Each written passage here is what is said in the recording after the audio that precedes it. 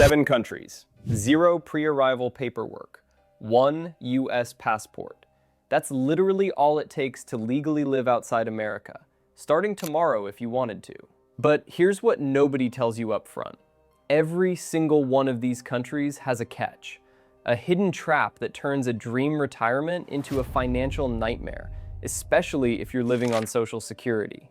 One wrong pick doesn't just hurt, it quietly destroys everything. Here's what's shifted. Retirees aren't planning 5-year exits anymore. They're not mapping out elaborate relocation strategies with financial advisors. That era is over. People are building fast, legal backup plans they can activate immediately. And honestly, if you've watched what's happened to the cost of living in this country, the urgency makes complete sense. Before anyone says, just move states, the average one-bedroom across major Sunbelt retirement cities is now over $1,400 a month. Just rent, before utilities, before food, before anything. That's not escaping the problem. That's paying more to stay trapped inside it. Every country on this list allows Americans to enter with just a passport. No visa approval, no embassy interview, no income proof before you board.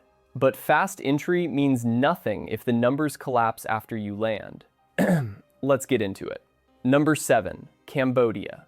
Cheapest on paper, most complicated in reality.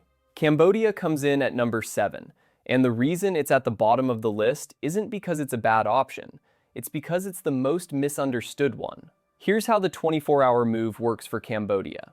Americans can apply for an e-visa online before they leave, or, and this is the part people love, get a visa on arrival at Phnom Penh International Airport.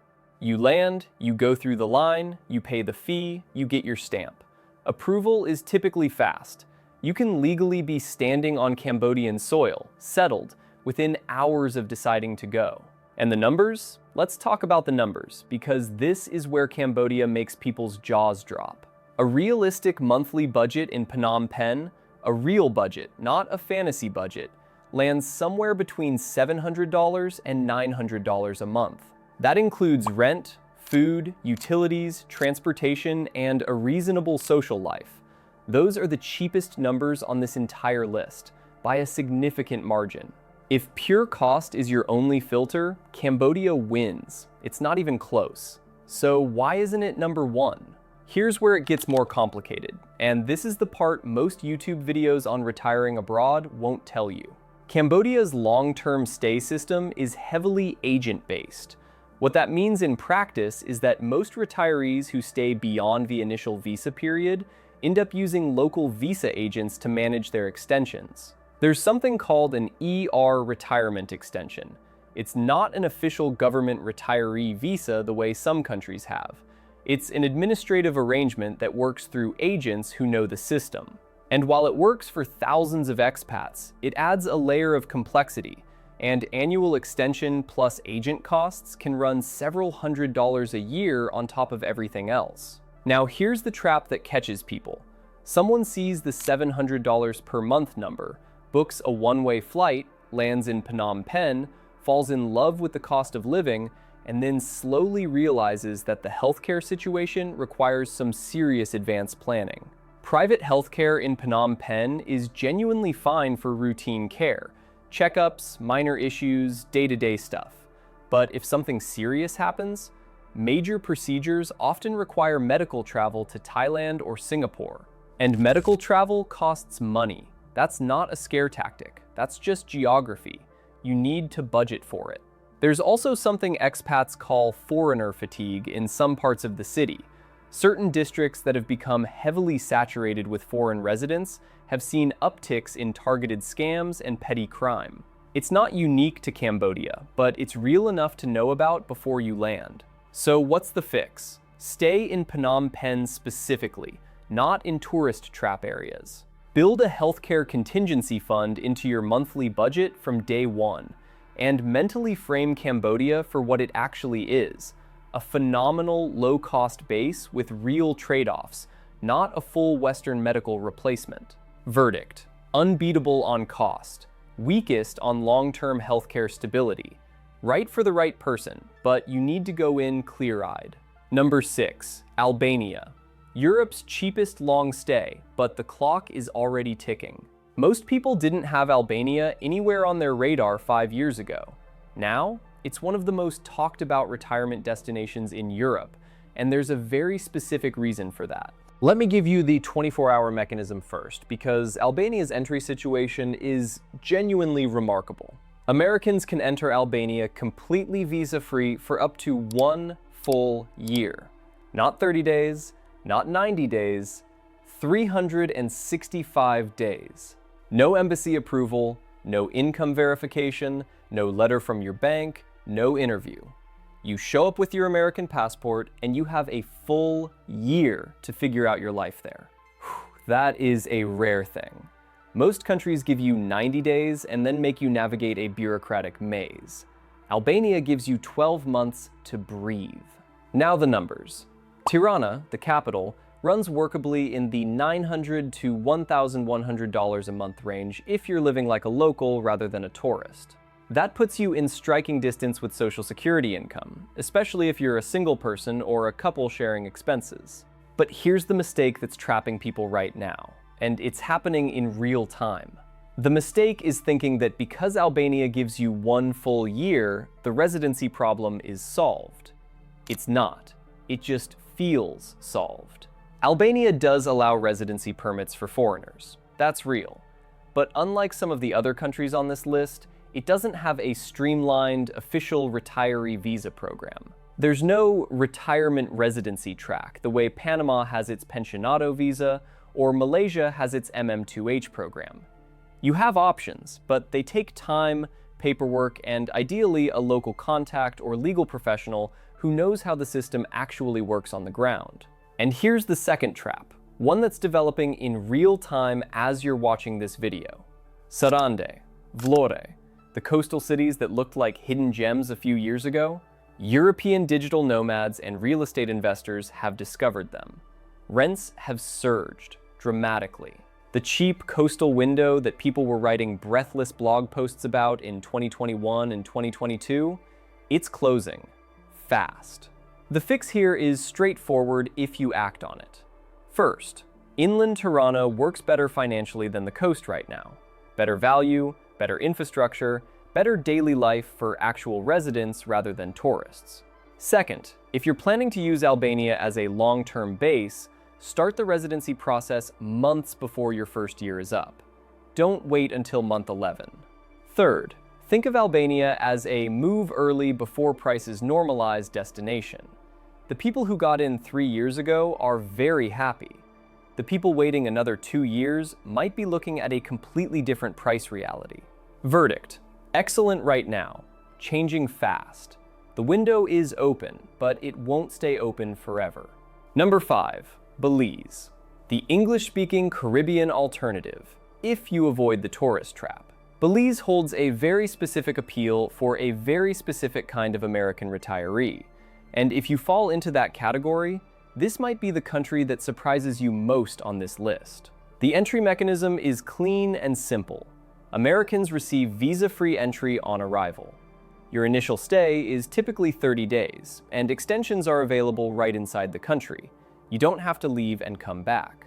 That means you can land, settle in, and extend your legal stay without the stress of border runs. But here's where Belize splits into 2 completely different realities, and the gap between them is enormous. The monthly budget in inland Belize, $1,000 to $1,200 a month. Genuinely possible, genuinely livable. Now the monthly budget on the islands, Ambergris Caye, Caye Caulker, the places you've seen in Instagram posts and travel documentaries, $1,800 to $2,500 a month. Sometimes more. Same country, completely different financial universe. Here's the trap most retirees fall into, and it happens for a completely understandable reason. Belize means something very specific in the American imagination. It means turquoise water and palm trees and snorkeling and hammocks over the ocean. That's the Belize people dream about. And it is real, but it comes at a price that doesn't work on Social Security income. The beach zones and island communities have been discovered, developed, and priced accordingly for wealthy foreign buyers. What's left at the affordable end is inland Belize, which is genuinely beautiful in its own way, but looks nothing like the postcard. The healthcare situation also requires honest planning. Outside of major areas, healthcare infrastructure is limited. Serious medical situations, the kind where you need a specialist or a surgical facility, may require evacuation to another country. That's not a minor footnote.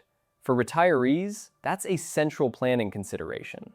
Now here's something that most videos on Belize skip over entirely, and it's actually one of the most interesting things about retiring there long term. Belize has a formal retirement framework called the Qualified Retirement Program, the QRP. It was specifically designed for foreign retirees who want to establish long-term legal residency.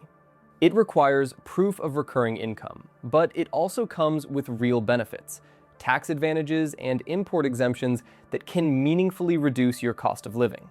The catch is that you need to understand the program before you land, not after. It's not something you stumble into after a few tourist extensions. It's a system worth researching in advance. The fix. Inland cities, San Ignacio specifically, are where the value actually lives. Medical evacuation insurance isn't optional here. It's essential. And the QRP program deserves a serious look if you're planning anything longer than a trial run. Verdict. Belize rewards people who do their homework and ignore the postcard. Number 4. Colombia. One of the best cities in Latin America, if you choose carefully. Colombia has gone from that country Americans were nervous to mention to one of the most discussed retirement destinations in the entire Western Hemisphere. And the transformation has been real enough that it deserves serious attention. Entry is visa-free for Americans. Initial stay is 90 days, typically extendable for another 90. That gives you 6 months on a tourist entry to truly explore the country before you have to make any serious decisions about residency or longer-term legal status. That's a meaningful buffer. Enough time to test multiple cities, find a neighborhood you actually connect with, and figure out if the lifestyle really works for you. Now, the Social Security math in Medellín, outside the expat bubble specifically, lands in the $1,100 to $1,400 range per month. That's tighter than some of the other options on this list, but it's workable, especially if you're strategic about where you actually live within the city. And that word, where, is the entire story with Colombia. Here's the trap, and it gets tens of thousands of retirees every single year. The trap is thinking that Medellín means El Poblado. El Poblado is Medellín's most famous expat neighborhood. It's beautiful. It's got great restaurants, walkable streets, English-speaking services, and the kind of comfortable infrastructure that makes the transition from American life feel manageable. It also now has rents that approach lower-end US city prices.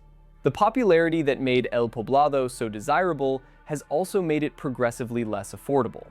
There's also a physical consideration that almost nobody mentions in the retirement content about Colombia, and it's specific to retirees rather than younger travelers. Medellín sits at roughly 5,000 feet in elevation. For most healthy people, the body adjusts within a few weeks. But for retirees with cardiovascular or respiratory conditions, heart disease, COPD, anything affecting the lungs or circulation, the adjustment period can be genuinely difficult. Some people never fully adapt. Before you commit to Medellín, if there's any doubt about your cardiovascular health, get a medical opinion first. It's not a deal breaker for most people, but it is something to know. The fix is neighborhood level. Laureles is a quieter, more residential, more affordable neighborhood that offers a better quality of daily life for actual residents rather than tourists. Envigado, technically a separate municipality that borders Medellín, offers even better value, with a calmer atmosphere that many older retirees prefer. And Colombia more broadly rewards people who explore beyond the obvious. Cartagena, Cali, Santa Marta all have their own appeal and economics. Budget outside the tourist bubble, research the specific neighborhoods, and if you have any respiratory or cardiovascular history, talk to your doctor before making the altitude decision. Verdict: strong value overall, but neighborhood choice changes the entire financial equation. Number 3, Philippines, the easiest English-speaking retirement destination in Asia. Let's talk about the Philippines, because for a specific type of retiree, this might be the most underrated option on the entire list. The word that comes up over and over again when Americans who've relocated to the Philippines talk about the experience is easy. Not easy in a boring way, easy in the sense of frictionless. Daily life doesn't feel like an obstacle course. And the reason for that, more than anything else, is language. The Philippines has 2 official languages. One is Filipino, the other is English. English is used in government, in business, in education, in hospitals, in customer service. When you go to the doctor, you speak English. When you call the bank, you speak English. When you navigate bureaucracy, and yes, there is bureaucracy, you can do it in English. For retirees who are anxious about the language barrier in Latin America or Southeast Asia, the Philippines removes that fear almost entirely. The entry mechanism is clean. Americans enter visa-free for 30 days, with extensions available through immigration offices right inside the country. Long-term stays are genuinely common. There's a well-established infrastructure of services and communities built around long-stay foreigners, because the country has been welcoming retirees for decades. The social security math in mid-tier cities, Dumaguete, Cebu, Davao, lands in the $900 to $1,200 a month range. That's not a if everything goes perfectly number. That's a realistic, livable budget that includes rent, food, transportation, utilities, and a social life. Now, the trap. And it's one that catches a lot of people who plan their move based on forum posts rather than official information. The trap is believing that tourist visa extensions are a permanent solution. They're not. They work for a while. People do them for years sometimes. But they're not a legal long-term strategy. They're a workaround. And workarounds create vulnerability. The vulnerability of not having actual legal status in the country where you're living your life. The real long-term structure in the Philippines is the SRRV, the Special Resident Retirees Visa. This is the official government retirement program, run by the Philippine Retirement Authority. It's designed specifically for foreign retirees, and it works well, but it requires a government deposit that varies depending on your age, your pension level, and the specific visa category you qualify for. The deposit structure has multiple tiers, and it's worth understanding before you land, not after you've been living there on tourist extensions for a year and a half. There are also 2 practical realities that need to be in your planning. First, typhoon season creates real infrastructure disruptions in certain regions. Not everywhere and not every year, but some areas of the Philippines are in typhoon corridors, and if you're planning to be there long-term, your choice of location should factor in climate risk. Cebu and Dumaguete consistently offer better infrastructure reliability than Manila, and a better quality of daily life for actual residents. Second, emergency return flights to the United States are long. Depending on your departure point, you're looking at 18 to 22 hours of travel. That's not a deal breaker, but it's a budget line. Emergency travel funds need to be real and accessible. Verdict: the strongest English-speaking value play in all of Asia. If language access matters to you, this is the #1 consideration on the continent. Number 2, Mexico. Mexico sits at number 2, and honestly, the argument for putting it at number 1 is real. Distance alone changes everything. When your family is back in Texas or California or Arizona, being 4 hours away by flight instead of 22 hours away matters. That's not a small thing. That's a fundamental difference in how connected your life feels. The entry mechanism for Mexico is something most Americans already understand intuitively. You cross the border or fly in, you receive an FMM tourist entry, and depending on the border agent's discretion and your entry point, you can receive up to 180 days. No pre-arrival visa required, no paperwork submitted in advance, no waiting. You're there.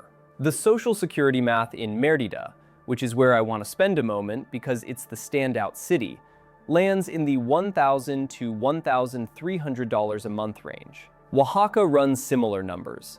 Parts of inland Yucatan, if you're willing to live outside the city center, can push even lower. These are real, livable budgets, not theoretical ones. But here is the single biggest mistake that Americans make with Mexico, and it's a mistake that's driven partly by media coverage and partly by how we talk about countries as single units when they're not. The mistake is treating Mexico as one place with one safety level. It is not. Mexico is a massive, diverse, complicated country where conditions vary so dramatically by state and even by city within a state that generalizing about Mexico is almost meaningless from a safety perspective.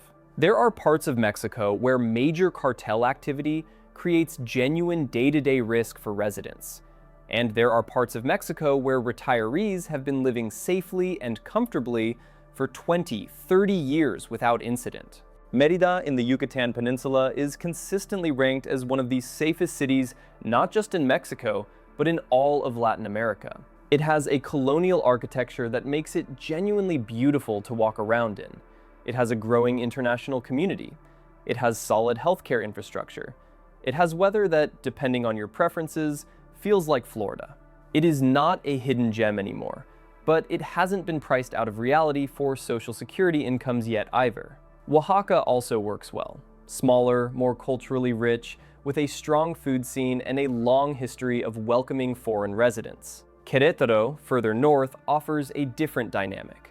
More modern, more connected to Mexico City, with strong infrastructure and lower crime rates than its northern neighbors. The fix is information, not country-level headlines. State-level, city-level, neighborhood-level research. The U.S. State Department publishes travel advisories that break Mexico down by state. Some states are level 1, exercise normal precautions. Some are level 4, do not travel. Those distinctions matter enormously. Reading them before you choose your city could literally be the difference between an incredible retirement and a terrifying one. Verdict: green in the right cities, red in the wrong states. Mexico rewards research and punishes assumptions. Number 1. Georgia. The only country where a one-day move can realistically become permanent. A country most Americans have never seriously considered. That's not an accident. Georgia, the country, not the state, has been quietly building one of the most foreigner-friendly entry systems in the world, and almost nobody in mainstream retirement content is talking about it properly. Americans receive 365 days visa-free entry. 1 full year. No income proof, no embassy process, no retirement visa application, no interview. You arrive with your US passport and have a full year of legal stay automatically. That is, as far as I know, the most open legal entry framework for Americans living abroad that exists anywhere right now. The Social Security math in Tbilisi lands in the $800 to $1,100 a month range. Genuine competition with Cambodia on cost, but with dramatically better infrastructure, healthcare access, and livability. You're getting a European-feeling capital city with real architecture, real food culture, real walkability, at Southeast Asian price levels. Now the trap. The mistake is thinking that because Georgia allows visa resets, leaving briefly and re-entering to restart your 365-day clock, that this works indefinitely without any other planning. Georgia's system is relatively tolerant, yes, but repeated border hopping without establishing actual ties can attract increasing scrutiny over time. Putting your entire retirement on the goodwill of whoever's working the border on a given Tuesday is not a stable foundation. The smart move is using year 1 intentionally. Establish a local lease, open a Georgian bank account, often done within days of arrival. Start the residency application before your first year expires. Your Social Security income can actually support that application as stable, recurring financial proof. Those 3 steps transform Georgia from an entry strategy into an actual permanent life. The food, the culture, the mountains an hour from the capital, the Black Sea coast a few hours west. Georgia rewards people who commit to it. The expat community in Tbilisi is growing, but hasn't yet tipped into overcrowded and overpriced. Georgia shares a border with Russia, and the 2008 territorial complications haven't been fully resolved. That's honest context worth knowing. But retirees living there consistently describe daily life as completely normal and safe. Verdict: the strongest overall balance of legal simplicity, affordability, and long entry stability on this entire list. 7 countries, 7 legal exits, and every single one proves something most Americans still haven't fully internalized. You do not need to be wealthy to leave. The systems are there. The legal frameworks are there. The affordable cities are there. What's missing for most people isn't money. It's the decision to take it seriously. Here's the truth that changes everything. Getting in is actually the easy part. As you've just seen across 7 countries, entry is almost never the problem. The real challenge is choosing a country where your income actually survives after you land, where the healthcare math works for your specific situation, where the language barrier either doesn't exist or is manageable, where the lifestyle matches what you genuinely need, not what looks good in a thumbnail. Those are the questions that determine whether an international retirement becomes the thing that saved your financial life, or the thing that nearly ended it. Georgia wins this list because nothing else balances legal simplicity, affordability, and long-term stability the way it does. But Colombia, the Philippines, Mexico, each one works powerfully for the right person with the right approach and the right neighborhood. You now have the real framework, the entry mechanisms, the actual monthly numbers, the traps that catch people, the fixes that make it work. The only question left is the one only you can answer. Which one is yours? And if English-speaking daily life matters to you, healthcare, community, zero language barrier, the next video is already on your screen. 5 English-speaking islands where retirees are still living comfortably on $1,500 a month. That window won't stay open forever.